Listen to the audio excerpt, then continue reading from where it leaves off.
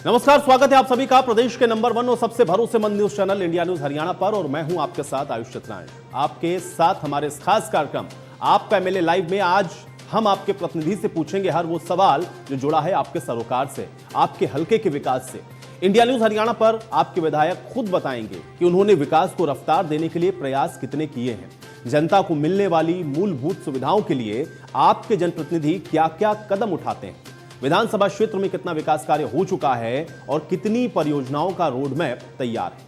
इन सभी मुद्दों पर चर्चा करने के लिए हमारे साथ जुड़ेंगे प्रतला विधानसभा के विधायक नयनपाल रावत। विधायक नयनपाल रावत से हम ये पूछेंगे कि चुनाव जीतने के बाद उन्होंने कितने वायदों को पूरा किया है, क्योंकि वादा किया है तो निभाना तो पड़ेगा।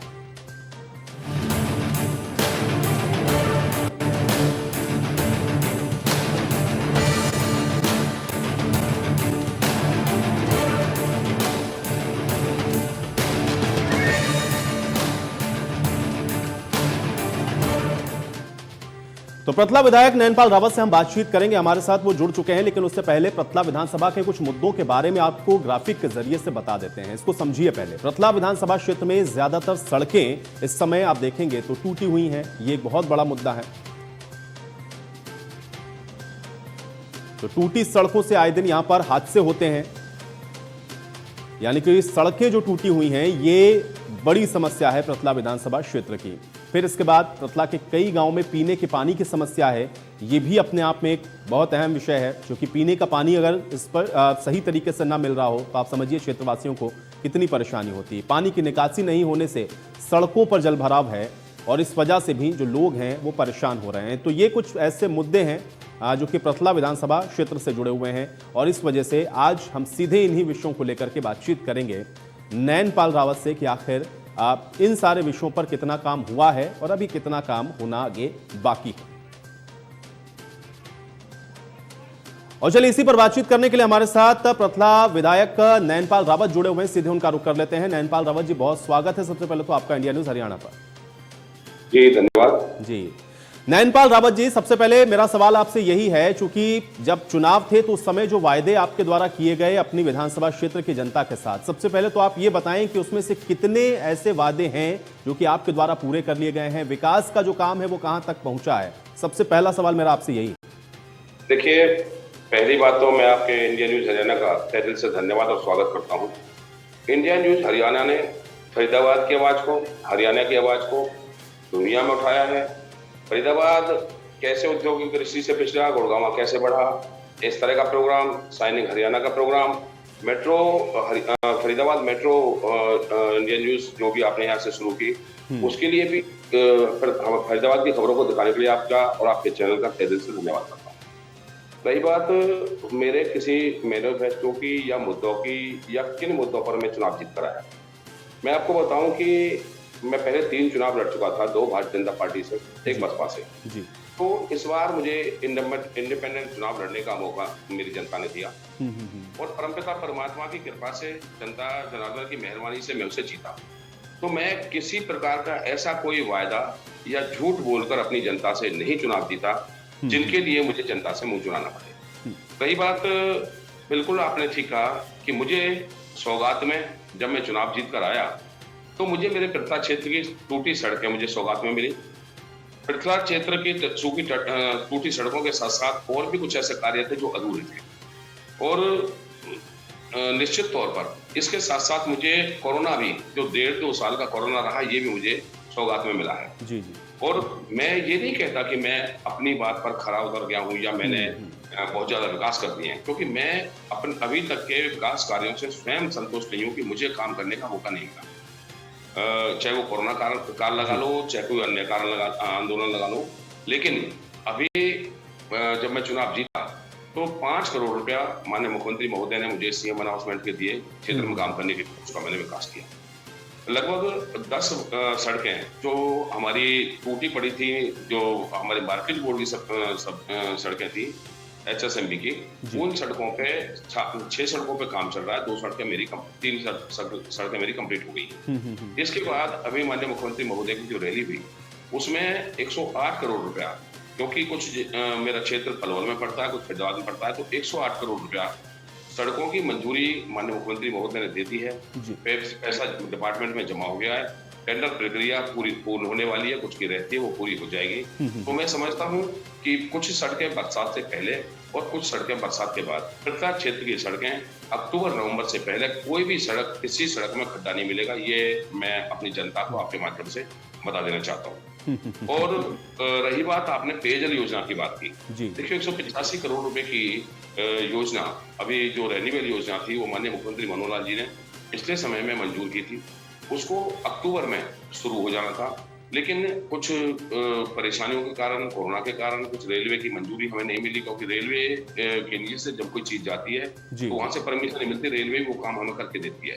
तो वो भी लगभग सभी गांवों में लाइन बिछ चुकी है, जितने मेरे गांव हैं, और उनमें जल्दी ही मैं समझता हूँ कि जून में, लास्ट जून तक सारे ही गाँव में पेयजल की समस्या की किल्लत जो दूर हो जाएगी। नैनपाल रावत जी, ये तो आपने बताया कि अभी आप जो काम है जिस स्तर पर हैं और जहां जहां तक वो पहुंचे हैं, इसको तो आप बता रहे हैं, लेकिन एक विजन, ये खाका जरूर आपने तैयार किया होगा कि आप रतला को इस स्थिति से यहां तक पहुंचाएंगे। वो विजन क्या है आपका रतला को लेकर के, उसको विकास की दौड़ में आगे ले जाने के लिए?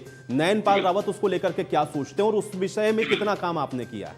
जी बिल्कुल। एक तो मैं मेरी जनता से, जब मैं चुनाव लड़ा था, मैं उनसे वोट मांग रहा था, अपने लिए आशीर्वाद मांग रहा था, तो मैंने जनता को एक वादा किया था कि मैं सुख में, दुख में, किसी भी हाल में आपके साथ खड़ा रहूंगा। जो रोजमर्रा की चीजें हैं उससे मेरी जनता जनार्दन पूरी तरह संतुष्ट है।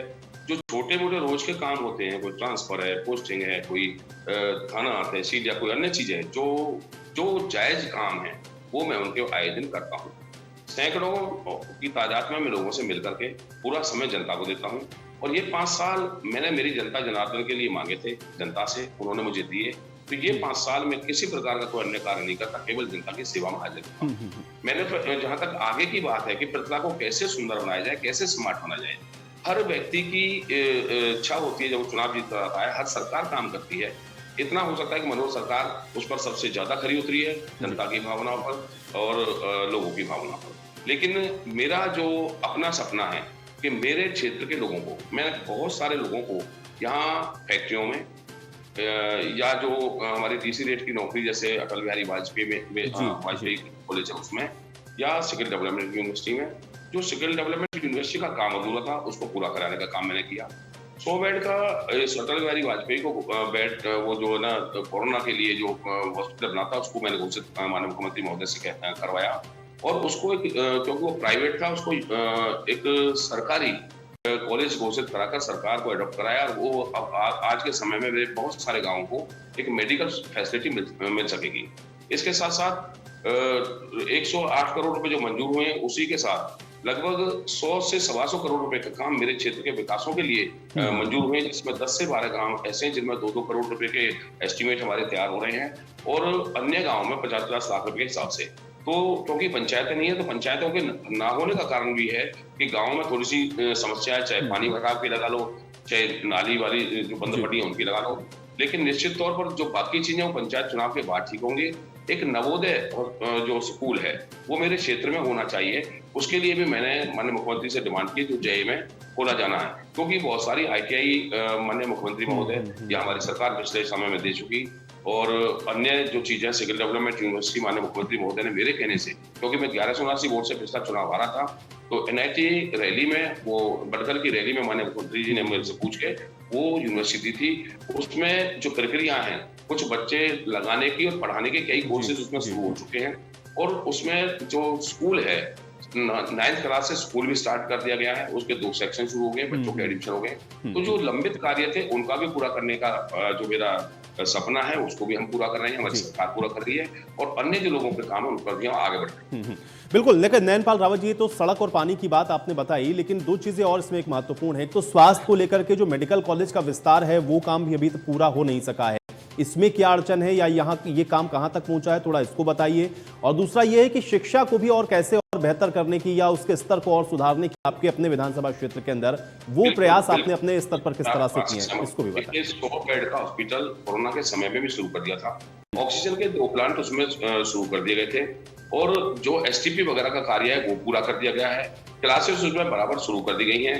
लेकिन अभी थोड़ी सी जो उसमें डॉक्टर्स की भर्ती की प्रक्रिया या अन्य स्टाफ की प्रक्रिया 841 जो हमारे कर्मचारी या डॉक्टर्स उसमें जो लगेंगे उसकी प्रक्रिया अभी पाइपलाइन में है, लंबित है, और जल्दी वो प्रक्रिया पूरी होने के बाद ये एक बड़ी सौगात इस पृथ्वी क्षेत्र को मिलेगी, क्योंकि सैकड़ों गांव, ये यूपी के साथ भी मेरा कुछ इलाका लगता है, तिगाम विधानसभा मेरे साथ लगती है, पलवल विधानसभा मेरे साथ लगती है, तो उनके भी सैकड़ों गांवों को इससे एक बड़ी फैसिलिटी जो स्वास्थ्य के लिए मिल जाएगी और बहुत जल्दी इस पर काम शुरू हो जाएगा।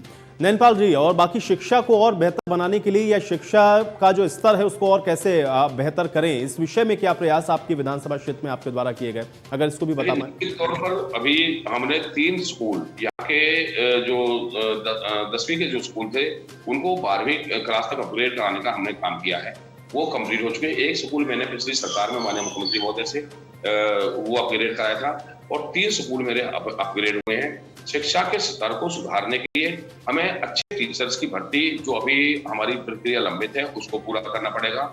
उसमें मैंने सदन के माध्यम से भी और वैसे भी माननीय मुख्यमंत्री महोदय से रिक्वेस्ट की है कि भाई हमारे जो स्कूल हैं उसमें पीएन, चौकीदार और स्वीपर, इनकी जो कमी है वो भी कहीं ना कहीं हमें खलती है, ताकि एक साफ स्वच्छ, क्योंकि शौचालय बहुत सारे स्कूलों में बन गए, बिल्डिंग्स के लिए हमारे पास पूरा पैसा, बिल्डिंग्स के लिए हमारे अभी लगभग 15 स्कूलों में हमारा बिल्डिंग जो एक्सटेंड करने का काम चल रहा है, तो उन सब पर प्रक्रिया शुरू है। अच्छे स्कूल हम उनको दें, अच्छे शौचालय दें और शिक्षा पर शिक्षा को फ्री ना करके उस पर कम से कम एक रीजनेबल पैसा जो बच्चे से लिया जाए, ताकि बच्चे का भी इंटरेस्ट और बच्चों के जो पेरेंट्स हैं उनका भी इंटरेस्ट शिक्षा ग्रहण करने में बना रहे। जी जी बिल्कुल। नैनपाल रावत जी, गदपुरी टोल को लेकर के भी लगातार हम लोग देख रहे हैं कि विवाद बढ़ रहा है, इसको आप किस तरह से सॉर्ट आउट कराने के लिए या इस पर क्या प्रयास आपके अपने स्तर पर है, थोड़ा सा इसको अगर बताएं आप। देखिए, गदपुरी टोल का जो मुद्दा है वो मैंने सरकार के माध्यम से केंद्र से आग्रह किया है कि जो ये हमारा पृथ्वी विधानसभा है, इसमें डेली का हम एक दूसरे से यहाँ चाहे, क्योंकि 2 शहर मेरे यहाँ लगते हैं, पलवल और फरीदाबाद पलवल, तो लोगों को आना जाना डेली का पड़ता है। इंडस्ट्री एरिया मेरे यहाँ है और इंडस्ट्री की आवाज भी मैंने हमेशा, अभी जितनी भी मेरे सदन में सेशन आए हैं उन सब में मैंने इंडस्ट्री को अपग्रेड करने का, इंडस्ट्री की सड़कों को कनेक्टिविटी को सबको ठीक करने का एक मुद्दा हमेशा उठाता रहा हूं, क्योंकि इंडस्ट्री अगर ठीक चलेगी तो रेवेन्यू सरकार को अच्छा आएगा, हमारा फरीदाबाद का अपग्रेडेशन होगा, हरियाणा का अपग्रेडेशन होगा और बच्चों को रोजगार जो ना आसानी से मिल जाएगा। जहां तक टोल टैक्स की बात है, तो टोल टैक्स को मैं चाहता हूं कि पृथ्वी विधानसभा पर किसी प्रकार का टोल नहीं लगेगा, चाहे वो 7 किलोमीटर के एरिया में आता है चाहे 10 किलोमीटर के एरिया में आता है।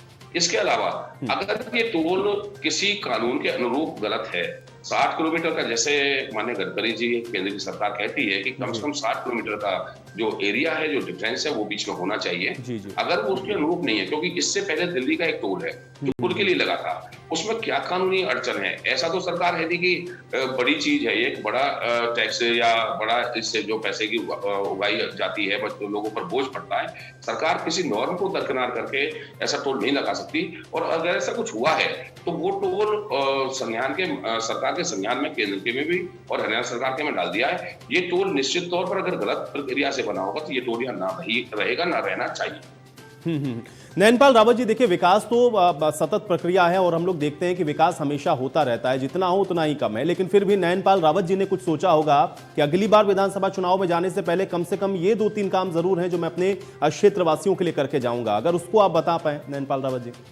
देखिए, एक तो सबसे बड़ी जो समस्या है, ना केवल हमारे गांवों में, क्योंकि पंचायत आ जाएगी तो गांवों की समस्या तो दूर हो जाएगी, इसके साथ साथ जो हमारे पॉइंट्स हैं, जो जोड़ हैं, वो ज्यादातर या तो भर दी गई हैं या उन पर कब्जा किया गया है। तो जितनी जोड़ हैं, और हरियाणा सरकार ने अभी पिछले महीने एक पानीपत सोनीपत से हमारे मुख्यमंत्री मनोहर लाल स्वयं और हमने भी प्रथमा में हमारी अलावनपुर गांव में ड्यूटी लगी थी, तो लगभग 26 जोड़ों का मेरा उसमें पैसा आया है और वो उस पैसे से हम जोड़ों का सौंदर्यीकरण करेंगे और जितनी भी सौंदर्यीकरण करके, ताकि पानी का जो जलभराव की समस्या, क्योंकि अब जो जोड़ छोटी रह गई है, पानी बरसात ज्यादा होती है या आप ये समझे कि पानी की व्यवस्था ज्यादा कर दी गई है, कई बार खुले में पानी लोगों का चलता रहा है, तो उनके लिए भी हमने आग्रह किया कि पशुओं को जब आप नहलाते हो या कोई गाड़ी मोटरसाइकिल या कोई ट्रैक्टर में धोते हो तो उस पानी पर आप कंट्रोल रखें, जितनी देर के लिए आपको पानी यूज करना है उतना ही करें। और ओवरफ्लो से बचने के लिए सभी जोड़ों का सौंदर्यकरण पॉन्ड अथॉरिटी सिस्टम से, उसका आसपास का जो, क्योंकि माता बहनों के लिए हर जगह पार्क नहीं है, उनके लिए ट्रैक और जोड़ पर लाइट, और इसके साथ साथ जितनी भी पीडब्ल्यूडी की रोड्स हैं उन सबका चौड़ीकरण, मोस्टली जो रोड्स हैं, क्योंकि 2 सड़कें मेरी पीएमजीएसवाई से अभी तैयार होने वाली हैं,